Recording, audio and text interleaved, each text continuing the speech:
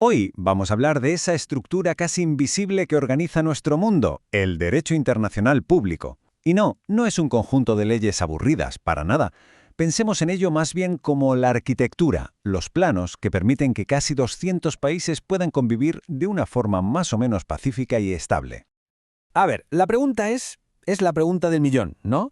¿Cómo se logra que tantas naciones, con historias, culturas y objetivos tan diferentes, coexistan sin que todo sea un caos constante? Porque claro, no hay un gobierno mundial, no hay nadie al mando. Entonces, ¿qué es lo que mantiene todo en su sitio? Pues la respuesta es esta, una estructura legal complejísima, un edificio que se ha ido construyendo pieza a pieza a lo largo de los siglos.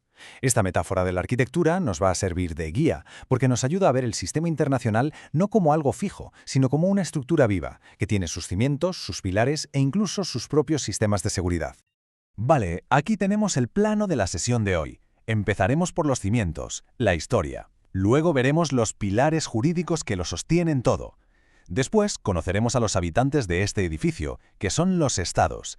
Y terminaremos con los mecanismos de justicia a nivel global. ¡Vamos allá! Muy bien, primera parada, los cimientos. Como en cualquier gran construcción, para entender el orden mundial de hoy, es absolutamente crucial mirar atrás y ver cómo se colocaron las primeras piedras. Y es que el derecho internacional no nació porque sí, en un despacho de teóricos. No, nació de la más pura necesidad, como una respuesta directa a la destrucción de las guerras. Su propósito original, el más básico, era crear un marco para intentar evitar los conflictos y gestionar las relaciones entre las potencias. Esta línea de tiempo nos muestra, digamos, las tres grandes fases de la obra. En 1648, la Paz de Westfalia pone el primer cimiento, el más importante de todos, la idea de estados soberanos, independientes e iguales entre sí. Casi 3 siglos después, tras otra guerra mundial devastadora, en 1945 se crea Naciones Unidas, que vendría a ser como el armazón, la estructura principal del edificio. Y finalmente la descolonización, que tiene un momento clave en la Conferencia de Bandung, hace que este edificio pase de ser un club de potencias europeas a una estructura de verdad universal. Ahora vamos a fijarnos en un detalle fascinante de esta estructura: cómo gestiona la ONU el poder. Sobre el papel, en teoría, todos los estados son iguales, pero la realidad es otra cosa. Y el Consejo de Seguridad lo refleja a la perfección. Tiene 5 miembros permanentes, que son básicamente los vencedores de la Segunda Guerra Mundial, y que tienen el famoso poder de veto. Es un equilibrio, digamos, pragmático, entre la igualdad jurídica de todos y la distribución real del poder en el mundo. Y claro, esto explica muchísimas de las tensiones y los bloqueos que vemos a día de hoy. Bien, ya tenemos los cimientos históricos. Ahora necesitamos los pilares que aguanten todo el peso del sistema. Estas son las normas, los principios fundamentales que hacen que todo esto funcione. Y aquí están los 3 pilares maestros. El primero, la soberanía estatal. O sea, cada estado manda en su territorio. Pero ojo, que esta soberanía ya no es absoluta, tiene límites. Segundo pilar, la paz y la cooperación. Se prohíbe usar la fuerza y se establece el deber de colaborar. Y el tercero es la propia idea de que existe un orden jurídico, la obligación de cumplir las normas de buena fe. Sin estos 3, toda la estructura se derrumbaría. Y en la mismísima base de esos pilares encontramos algo llamado jus cogens. Pensemos en esto como las vigas maestras de hormigón armado del edificio. Son normas tan fundamentales como la prohibición del genocidio o la esclavitud que ningún Estado puede firmar un acuerdo que vaya en su contra.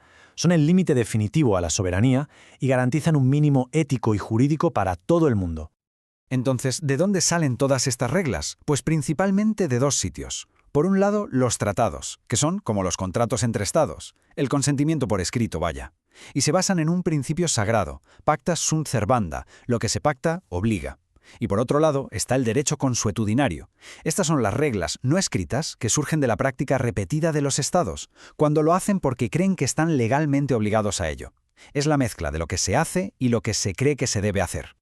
Ya hemos visto los cimientos y los pilares. Ahora toca hablar de los habitantes, de los inquilinos principales de esta gran estructura global. Y el protagonista indiscutible, por supuesto, sigue siendo el Estado. Porque claro, no basta con levantarse un día y decir «somos un Estado». El derecho internacional tiene una especie de lista de requisitos, unos criterios muy objetivos y claros para que se te considere como tal. Son las condiciones para poder habitar legalmente en este edificio. Y aquí están los 4 elementos. Son de pura lógica, la verdad. Primero, hace falta gente, una población permanente. Segundo, un espacio. un territorio definido. Tercero, organización. O sea, un gobierno efectivo que controle ese territorio y esa población. Y cuarto, la capacidad de jugar en la liga internacional, de relacionarte con otros estados de tú a tú. Y aquí viene un punto crucial. Si una entidad cumple esos 4 requisitos, ya es un Estado. Punto. Que luego otros países lo reconozcan o no, eso ya es una decisión política. Pero legalmente el reconocimiento solo declara, solo constata una realidad que ya existe, no crea al Estado. Y esto es fundamental para la estabilidad porque evita que la existencia de un país dependa del capricho o los intereses de otros. Muy bien, y llegamos a la parte más moderna de esta construcción, los mecanismos para exigir responsabilidades cuando se rompen las reglas más importantes. Podríamos decir que es el sistema de seguridad y de justicia de todo el edificio.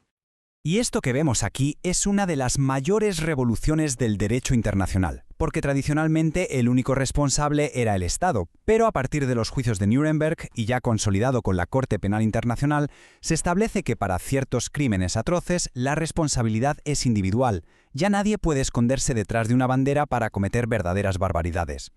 El Estatuto de Roma, que es el que creó la Corte Penal Internacional, define estos 4 como los crímenes más graves que existen, los que preocupan a toda la humanidad.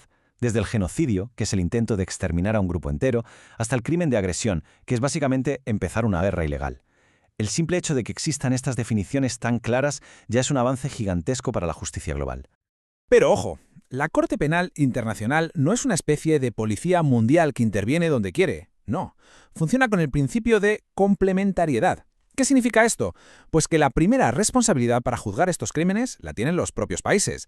La Corte solo actúa como el último recurso, cuando un Estado no puede o, peor todavía, no quiere hacer justicia. Es una forma de respetar la soberanía, pero a la vez luchar contra la impunidad. Y acabamos volviendo a nuestra metáfora del principio. El derecho internacional es una arquitectura viva, una obra que nunca termina. Siempre se está adaptando a nuevos desafíos, el ciberespacio, el cambio climático, la inteligencia artificial.